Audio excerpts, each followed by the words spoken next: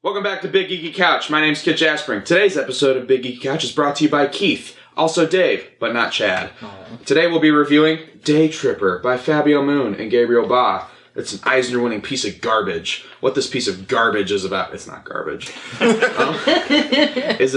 is a guy named Bra. He's a real Bra. He's like a Dog the Bounty Hunter type. He's not that.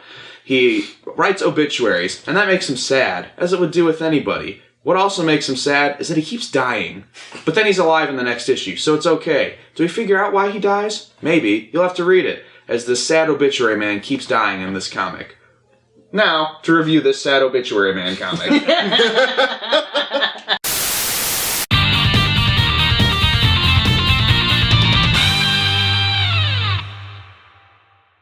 My opinion is, this is a book about a man who knows how to use save points properly.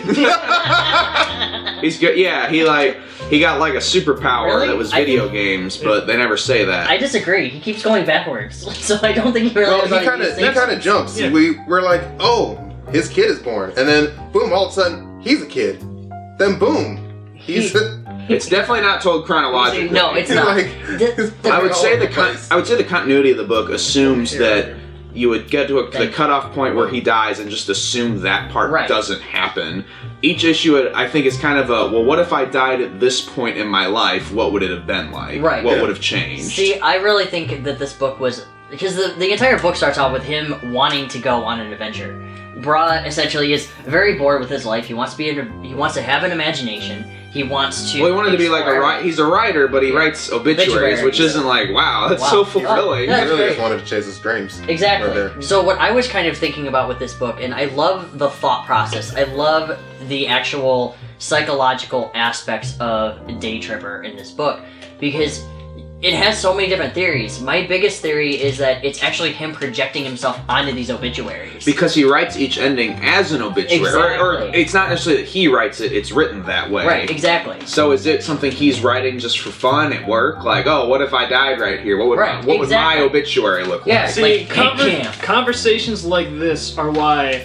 When I started reading this book, I thought it was boring. I will give you that, yes. And I did not like it. And then at the end, I was like, oh good, at least this boring, sad asshole dies. And then, oh no, but then he was alive again. I kept going because the art is woo. Oh, yeah, it's done by the fabulous Fabio Moon and the glamorous Gabriel, the Brazilian Wonder Twins themselves of Umbrella Academy fame.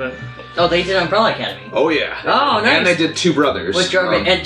Not the Rick and Morty thing. It's based on this South American novel about a very unhappy family. They don't write comics about happy people. No. Like, Umbrella Academy is about miserable people. This is about a depressed guy. Ooh. Two Brothers is about a family that hates each other. So they are the Sam Smith of comics? Maybe. Who's Sam Smith?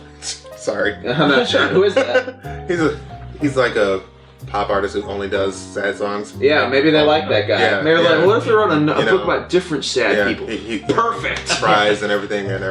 But yeah, continue. I'm sorry. You know, the more that book goes on, the more reasons this guy has to be sad, the more I kind of warm up to him. See, that was my thing. I thought it was kind of boring at first because it's very low key. When we were discussing it, you guys say that he loses a lot, but at the same time, I feel like he's got a good amount of wins. Yeah. Now, aside from the fact that he found the love of his life.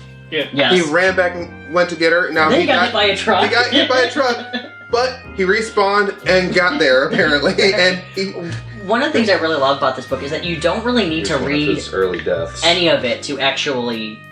You don't need to read. You could read any individual issue and still get the general concept of it, because each one is a very feel-good turned shitty story. And kind of as long as you read the first issue first and the last issue last, everything in between could potentially be read in any order. Right, exactly.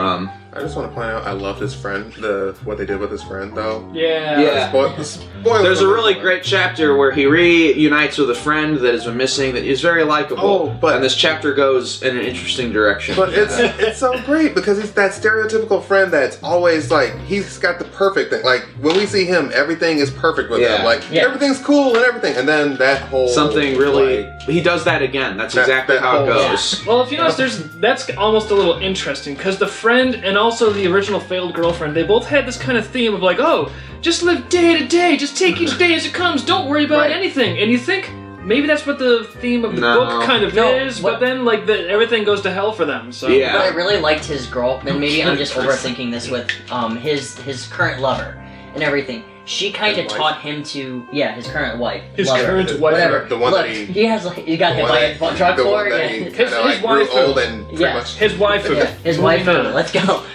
She kind of taught him to follow his dream, but still main focus to what you're trying to do instead. And I don't know if that was just me who kind of caught that, but everybody else that in his life was just, you should just do whatever you want. You should follow everything, but there was no context giving.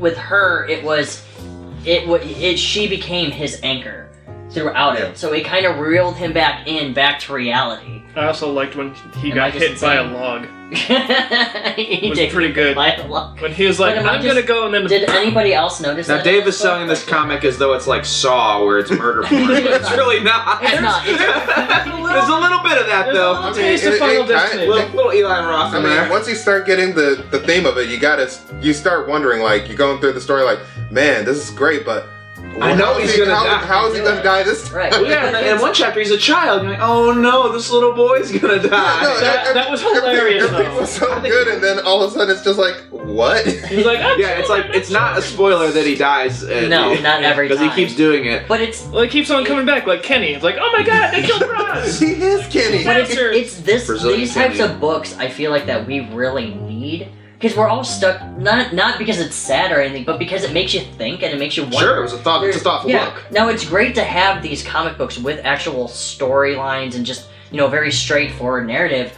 but it's really nice to have these books that just kind of make you be like, holy crap, this is true. Well, I like the freeform nature of it, and I like the ambiguous nature. And it wasn't like a superhero book in that it's not like the overall point of the book isn't to figure out, what's his power? Like that's not really what it's about. That's just sort of it's like a given. It's like no, that just happens. Like Exactly.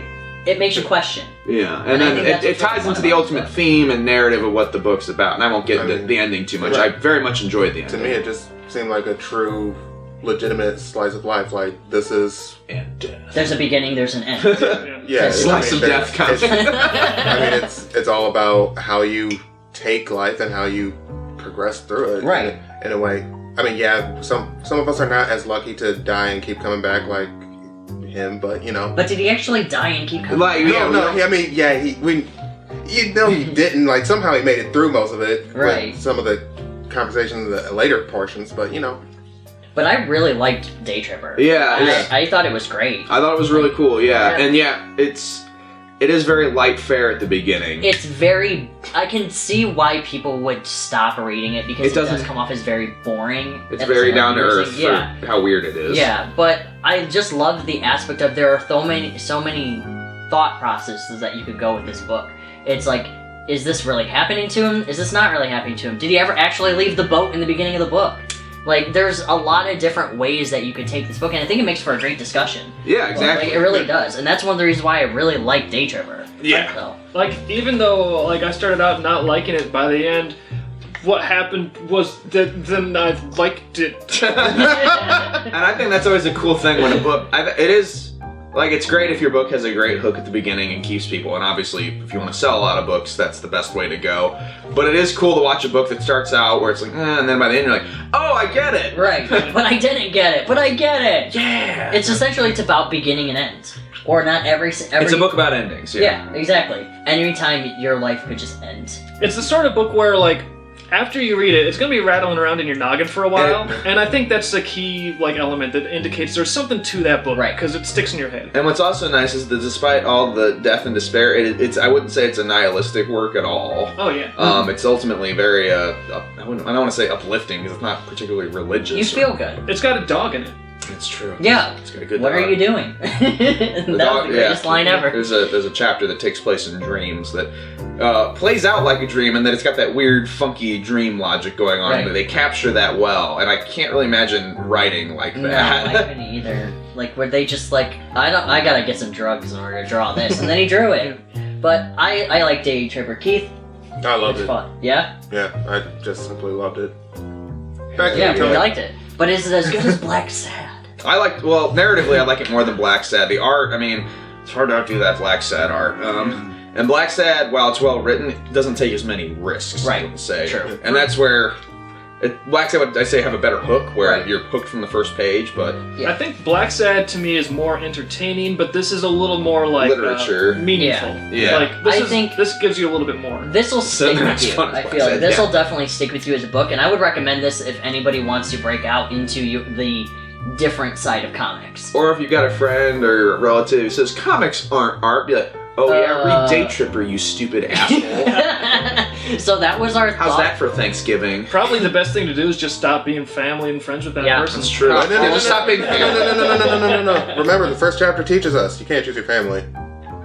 Yeah, but that attitude. No. Yeah, but that's right before the guy gets a bullet to the brain pan. So. I don't want that to happen.